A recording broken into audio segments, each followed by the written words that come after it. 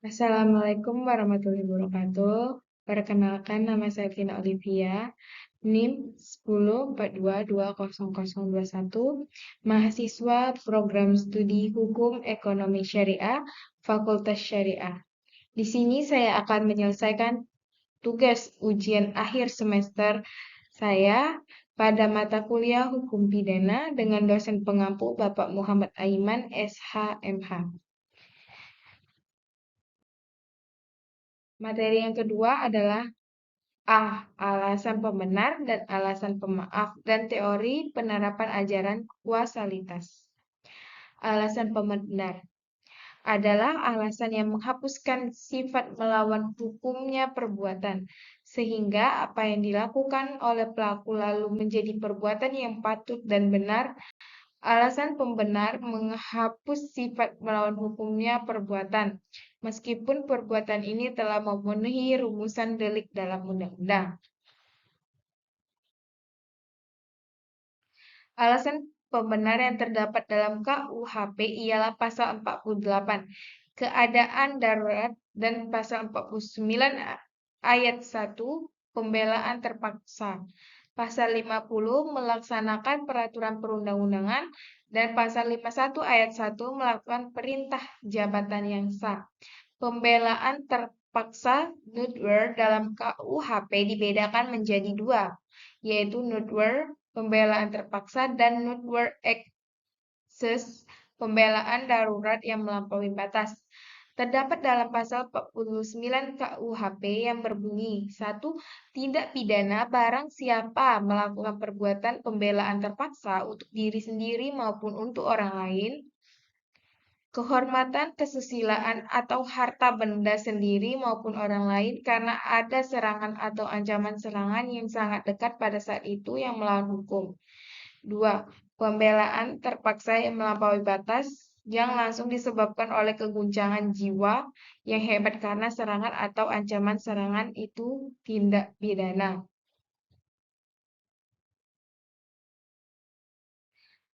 Unsur-unsur suatu pembelaan terpaksa nutwer adalah pembelaan itu bersifat terpaksa, yang dibela ialah diri sendiri, orang lain, kehormatan, kesusilaan, atau harta benda sendiri ataupun orang lain.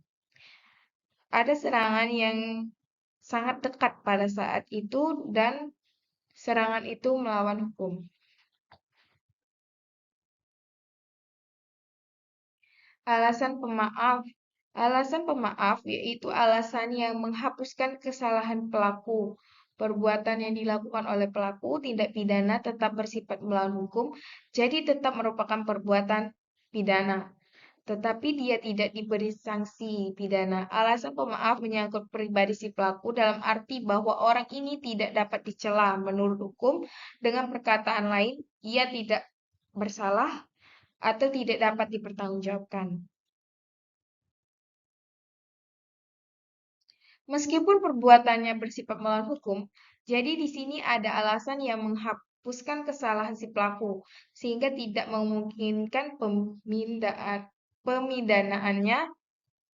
Alasan pemaaf yang terdapat dalam KUHP ialah pasal 44 tidak mampu bertanggung jawab, pasal 49 ayat 2 northward access, pasal 51 ayat 2 dengan itikat baik melaksanakan perintah jabatan yang tidak sah.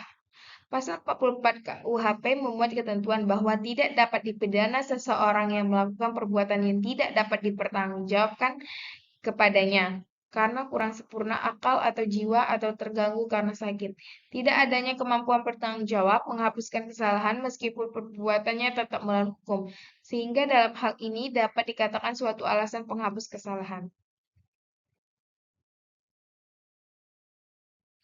Untuk membuktikan apakah seseorang yang melakukan tindak pidana ternyata tidak dapat dihukum dengan alasan pasal 44 KUHP, maka kita memerlukan ilmu pengetahuan lain yang dapat membantu, yaitu psikiatri forensik. Pelaku akan diperiksa oleh seorang ahli atau dokter jiwa, dan selanjutnya dari hasil tersebut akan disampaikan di muka persidangan. Menurut penulis, alasan inilah yang paling tepat ditunjukkan kepada seorang ibu yang membunuh dan menganiaya anak kandungnya di Desa Tonjong, Kecamatan Tonjong, Kabupaten Brebes. Teori. Teori condition sine qua non dari Von Bury, menurut teori ini, suatu tindakan dapat dikatakan menimbulkan akibat tentu sepanjang akibat tersebut tidak dapat diselesaikan dari tindakan pertama tersebut.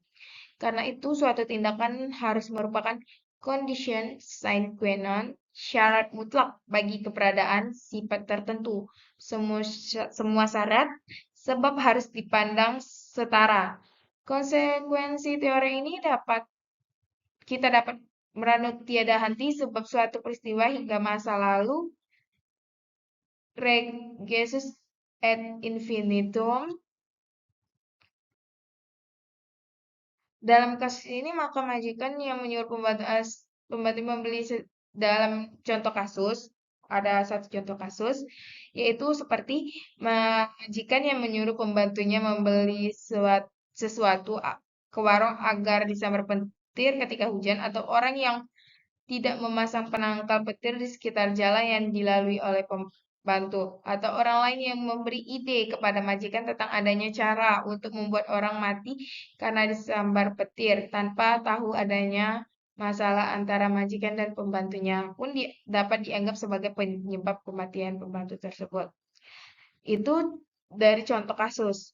Nah, beberapa ahli menyatakan teori ini tidak mungkin digunakan dalam menentukan pertanggungjawaban pidana karena terlalu luas. Teori generalisasi dari Traeger, teori ini hanya mencari satu dari sekian banyak sebab yang menimbulkan akibat yang dilarang tersebut. Termasuk dalam teori ini adalah teori adequate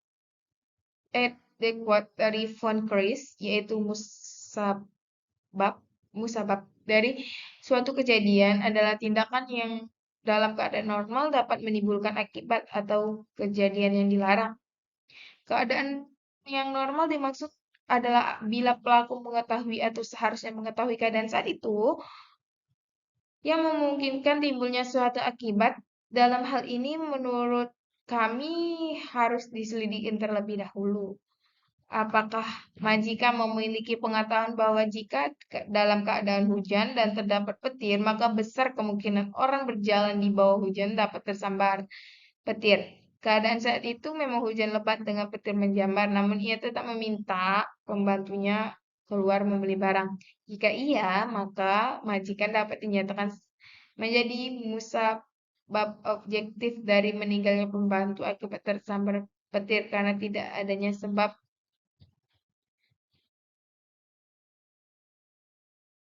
yang memang kelalaian pembantu yang melewati jalan di bawah guyuran hujan dengan menggunakan seluler, kemudian memancing sambaran petir. Kelalaian pembantu sendiri yang menjadi musabab dirinya tersambar petir.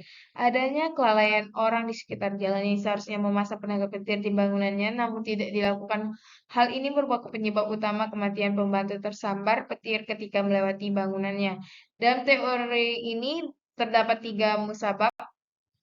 Yang pertama harus dicari perbuatan mana yang paling dekat dengan akibat tersambarnya petir pembantu tersebut.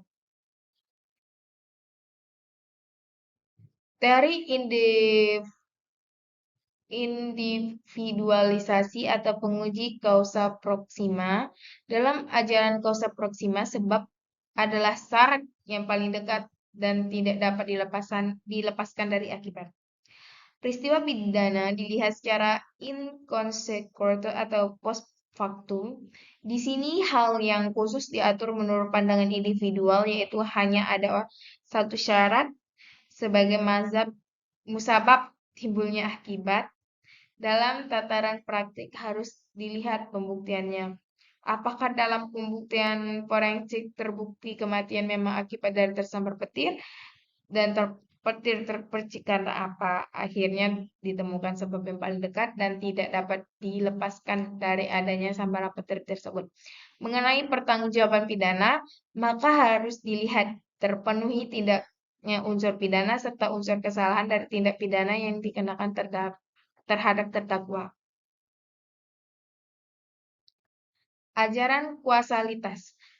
Ajaran kuasalitas adalah ajaran tentang sebab akibat. Untuk delik material permasalahan sebab akibat menjadi sangat penting. Kuasalitas berlaku ketika suatu peraturan tindak pidana tidak berbicara tentang perbuatan ataupun tindak pidananya yang dilakukan dengan sengaja, namun menekankan pada hubungan antara kesalahan dan ketidaksengajaan culpa dengan akibat. Dengan demikian, sebelum mengulas unsur kesalahan, hakim pertama-tama menetapkan ada tindaknya hubungan kausal antara suatu tindakan dan akibat yang muncul.